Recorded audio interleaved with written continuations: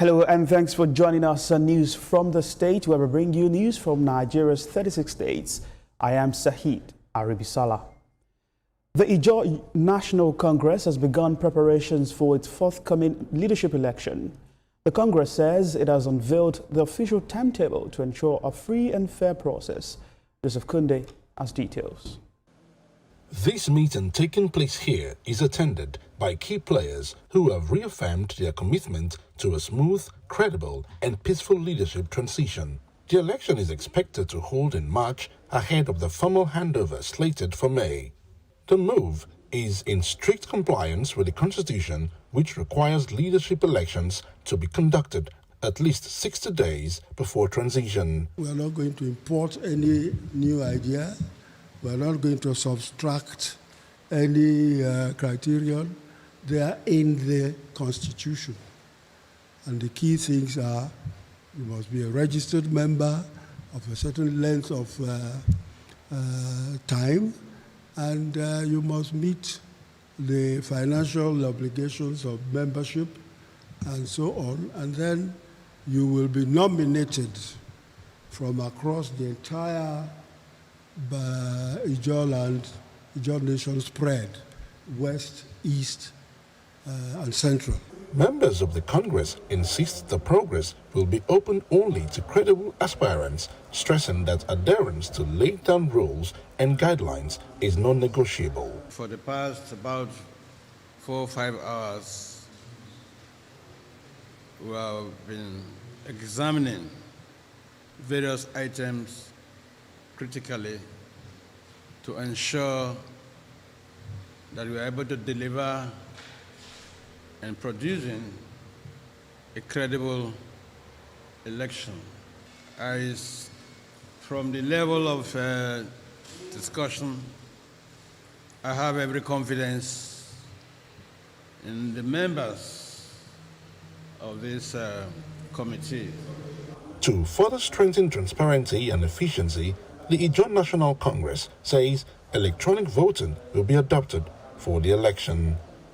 Joseph Kunde, TVC News, Yenagoa. Joseph Kunde joins me from Bayelsa State. Joseph, why is this forthcoming leadership election significant for the Congress at this time, considering its long history? I'm trying to find out why this... Basically, you rightly said it, long history, Zahid. That's why we are looking at the fact that it has to be timing, of course, legally clearly. As I was saying, so we are taking a look at this from the perspective of there has to be continuity. It has to be in form of a legacy, you know, where when one term comes up, and by the time the term is done, it hands over to another term, and there has to be consistency as well. Now, that is very important if you are looking at the voice of the ethnic nationality. The INC is an extraction whereby people come to look at it and say, okay, these persons are representing the voices of the Ijaws globally, not just in the states in Nigeria, but we're talking about even in the diaspora as well. That's why this particular one, the timing is necessary, as well as the consistency in it as well. Over the years, what are the identifiable benefits from the Ijaw National Congress, particularly for the people of Ijaw extraction? First thing, what it does, it is not like what you look at in states whereby you can look at infrastructure or thereabout, but what it gives you is a voice, you know, like a very good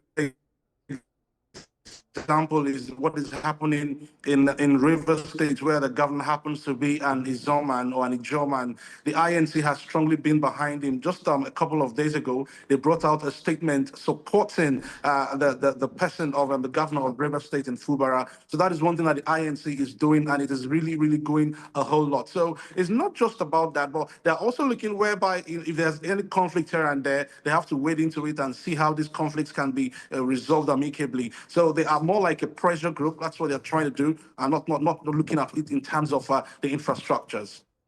All right. When it comes to electoral matters, it's often a very knotty issue, but it's often said that proper preparations prevent poor performance.